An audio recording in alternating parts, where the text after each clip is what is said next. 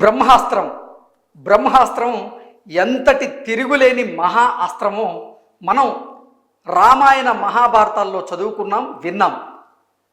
ఇప్పుడు రష్యాతో కలిసి భారత రక్షణ వ్యవస్థ డిఆర్డిఓ సంయుక్తంగా రూపొందించినటువంటి బ్రహ్మోస్ క్షిపణి, దీని పనితనం ప్రత్యక్షంగా మొన్న పాకిస్తాన్ మీద ప్రయోగించి మనం చూసాం. ఈ బ్రహ్మోస్ క్షిపణి ఏదైతే ఉందో అది పాకిస్తాన్లోని 10 ఎయిర్ బేస్లను నాశనం చేసింది. దాంతోపాటుగా అసలు ఆపరేషన్ సింధూర్లో ఈ బ్రహ్మోస్ క్షిపణి ఒక మహా అస్త్రంగా పనిచేసింది. పాకిస్తాన్లో ఉన్నటువంటి సైనిక స్థావరాలు అలాగే ఉగ్రవాద స్థావరాల మీద ఇది ప్రభావవంతంగా పనిచేసింది. ఆ స్థావరాలను నేలమట్టం చేసింది. అసలు ప్రపంచ దేశాలన్నీ కూడా భారత్ వైపు చూసేలా చేసినటువంటి ఈ బ్రహ్మోస్ క్షిపణి ప్రత్యేకతలు ఏంటనేది ఒక్కసారి మనం పూర్తి స్థాయిలో విశ్లేషణ అయితే చేసుకునేటువంటి ప్రయత్నం చేద్దాం. ఇది బ్రహ్మాస్త్రమే, అదేదో కాదు, బ్రహ్మోస్. పాక్ను దిగొచ్చేలా చేసినటువంటి బ్రహ్మోస్ క్రూయిజ్ క్షిపణి రాడార్లకు చిక్కకుండా ఖచ్చితత్వంతో టార్గెట్లను విధ్వంసం చేయగలిగినటువంటి సత్తా ఉన్నటువంటి ఏకైక క్షిపణే బ్రహ్మోస్. ఆపరేషన్ సింధూర్తోనే తొలిసారిగా యుద్ధంలో దీన్ని వినియోగించారు. మరింత సమర్థవంతమైనటువంటి బ్రహ్మోస్ 2ను అభివృద్ధి చేస్తున్నటువంటి డిఆర్డిఓ బ్రహ్మోస్ని తొలిసారిగా మొన్న ఆపరేషన్ సింధూర్ పేరిట పాకిస్తాన్ మీద భారత్ సైన్యం ప్రయోగించింది. బ్రహ్మోస్ 1కే పాకిస్తాన్ వాళ్ళు తట్టుకోలేక కాలబేరానికి వచ్చినటువంటి పరిస్థితిని మనం చూసాం. నిజంగా ఈ బ్రహ్మోస్ అనేటువంటి క్షిపణి సగం పాకిస్తాన్ని తుడిచిపెట్టేసింది. అది 35 నిమిషాల్లో. ఇప్పుడు మన డిఆర్డిఓ బ్రహ్మోస్ 2ని అభివృద్ధి చేసే పనిలో బిజీగా ఉంది. ఒక్కసారి బ్రహ్మోస్ క్షిపణి అంటే దాని అసలు ప్రత్యేకత ఏంటనేది చూద్దాం. పాక్ ఎయిర్ బేస్ల మీద మన బ్రహ్మోస్ క్షిపణి బ్రహ్మాస్త్రంగా పనిచేసింది. ఈ క్షిపణి దాడులతో ఆ దేశం వెనక్కి తగ్గి కాల్పుల విరమణ కోసం విజ్ఞప్తి చేసింది. రష్యా భారత్ ఉమ్మడిగా అభివృద్ధి చేసినటువంటి బ్రహ్మోస్ క్షిపణి ప్రత్యేకతలు ఏంటనేది ఒకసారి కనుక మనం చూస్తే, ఇది సూపర్ సోనిక్ క్షిపణి.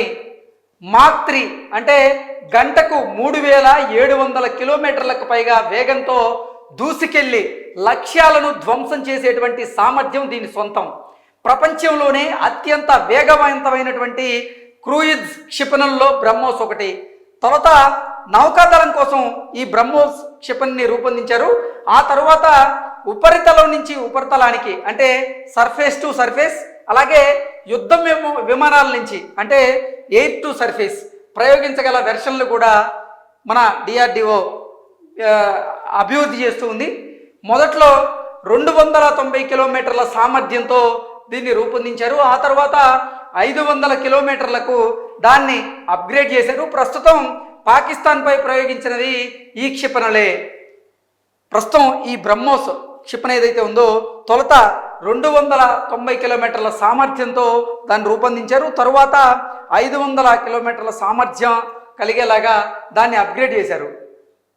మరింత వేగం సామర్థ్యంతో కూడినటువంటి బ్రహ్మోస్ 2 హైపర్సోనిక్ వర్షన్ ప్రస్తుతం ప్రయోగాల దశలో ఉంది.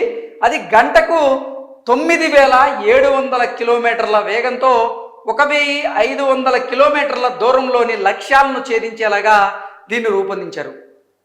బ్రహ్మోస్ 1కే బ్రహ్మోస్ క్షిపణికే ఇప్పుడు పాకిస్తాన్ గజగజలాడింది అంటే, ఇక బ్రహ్మోస్ 2 గనక అది తయారైతే పాకిస్తాన్ లాంటి దేశాలు అసలు భారత్తో యుద్ధం అంటేనే భయపడేటువంటి పరిస్థితి అయితే వస్తుంది.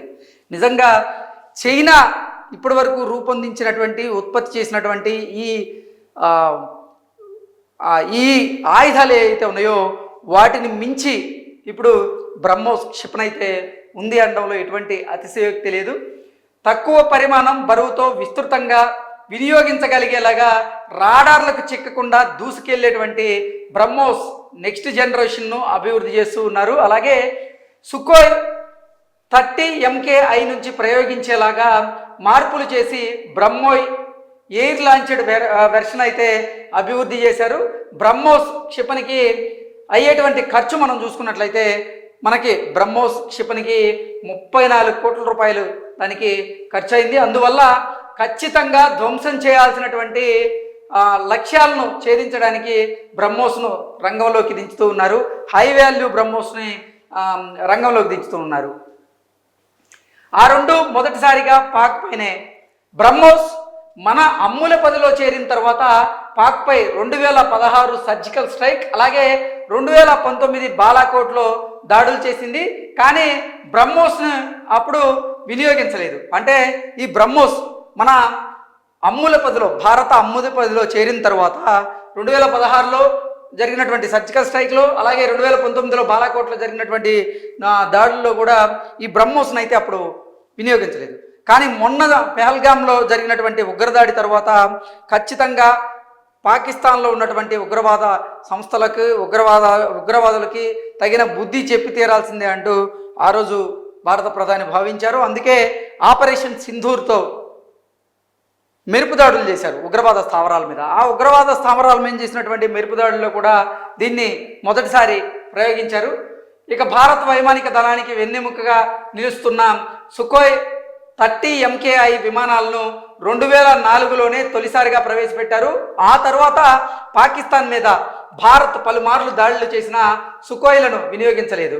ఆపరేషన్ సింధూర్లోనే మొదటిసారిగా వాటిని కూడా వినియోగించడం అంటే గమనార్హం. ఒకే దెబ్బతో నౌకను ముంచేసేటువంటి సామర్థ్యం దానికి ఉంది. నౌకాదళం వినియోగించేటువంటి బ్రహ్మోస్ క్షిపణి బరువు సుమారు 3 టన్నులు. బ్రహ్మోస్ క్షిపణి వేగం చూసుకున్నట్లయితే, వేగం బరువు కారణంగా దాని గతిశక్తి అంటే కైనెటిక్ ఎనర్జీ చాలా ఎక్కువ. ఎంతలా అంటే సరైనటువంటి కోణంలో తగిలితే ఒక యుద్ధ నౌక మొత్తం దెబ్బతిని సముద్రంలో మునిగిపోతుంది. సో ఈ బ్రహ్మోస్కు సంబంధించినటువంటి క్షిపణి ప్రత్యేకత ఏంటంటే దీని బరువు వచ్చేసి సుమారు 3 టన్నులు ఉంటుంది.